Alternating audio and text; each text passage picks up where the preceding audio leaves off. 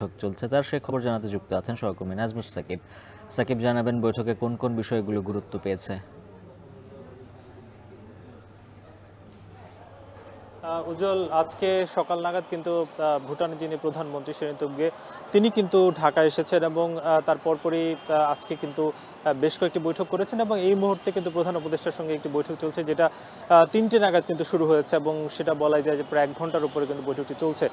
এবং প্রধান উপদেষ্টার সঙ্গে যেসব বিষয়ে আলোচনা হবে তার মধ্যে বড় একটা বিষয় হচ্ছে স্বাস্থ্য খাত নিয়ে, যে বাংলাদেশের বিশেষজ্ঞ ডাক্তাররা তারা ভুটানে গিয়ে চিকিৎসা দেবে কিনা কিংবা তাদের কর্মসংস্থান তৈরি করা যায় কিনা সেসব বিষয়ে কিন্তু আলোচনা হওয়ার কথা রয়েছে। এর বাইরেও আসলে ভুটানের যে কৃষি ব্যবস্থা কিংবা তাদের পানি ব্যবস্থা সেগুলো কিভাবে উন্নয়ন করা যায় সেসব বিষয়ে কিন্তু সহযোগিতা চাইবে ভুটান বলে আমরা জানতে পেরেছি।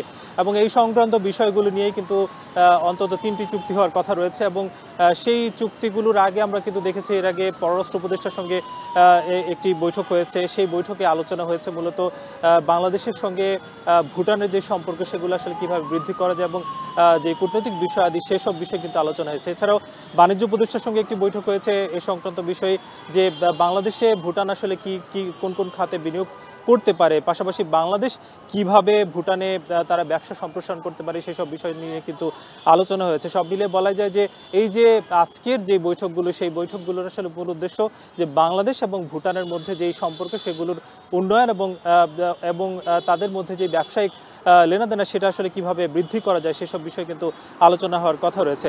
এই মুহূর্তে কিন্তু প্রধান উপদেষ্টার সঙ্গে যে বৈঠকটি চলছে সেই বৈঠকটি হওয়ার পর প্রধান উপদেষ্টার আমন্ত্রণে একটি নৈশভোজে অংশ নেবেন ভুটানের প্রধানমন্ত্রী।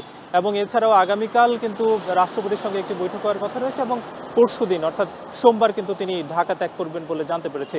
এই ছিল রাজধানী তেজগাঁও থেকে সবশেষ উজ্জ্বল। ভুটানের প্রধানমন্ত্রীর সফরের বিস্তারিত জানাচ্ছিলেন নাজমুস সাকিব। বিগত